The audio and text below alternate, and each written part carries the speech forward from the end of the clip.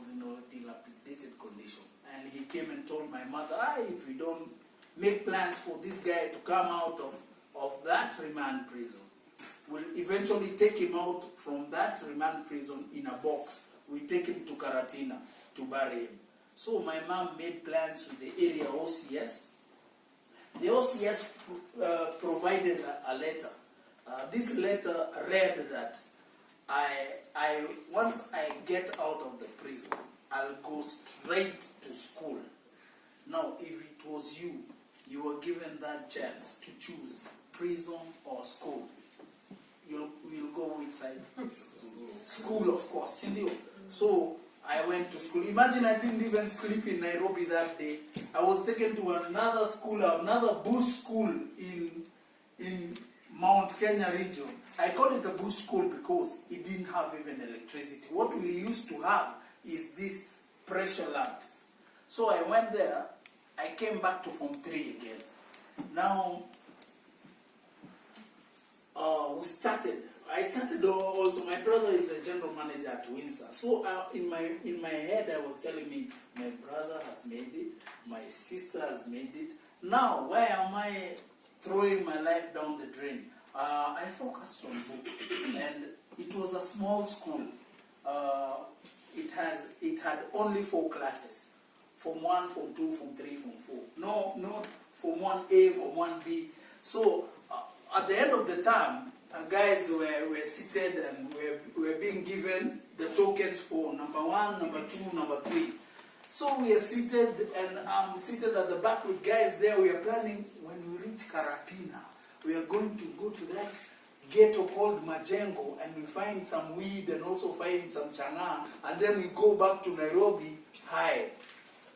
And then I had my name. Form 1, wakaitwa. Form 2, wakaitwa. Form 3, I had names. I was not even hearing. And then I had Christopher Kamoya Mwangi.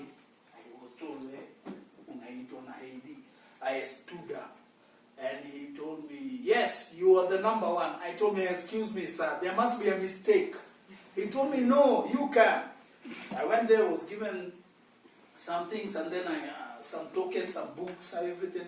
And then I looked at myself and said, wow, from prison for 6 months, from industrial area 6 months, and then I come to school, get number 1 position.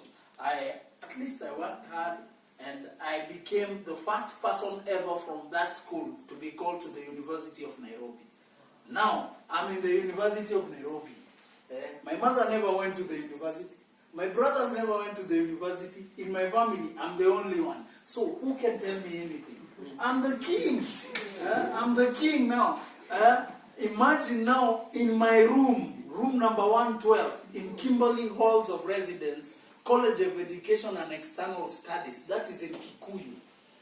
My room was the bar. I used to come to Isili and buy jet aviation fuel. Jet aviation fuel for 5 liters. I used to get it for 500. When I go back to the campus, I fill that conch stuff in a 750 bottle, and then empty it in an empty 5-liter jug, and then add water. That is drinkable stuff.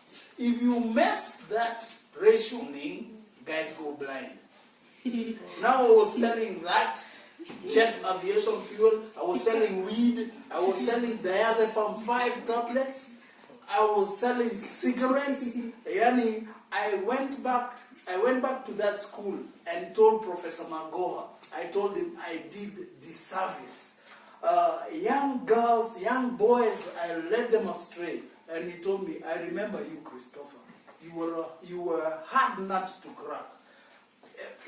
Believe you me, a degree course in University of Nairobi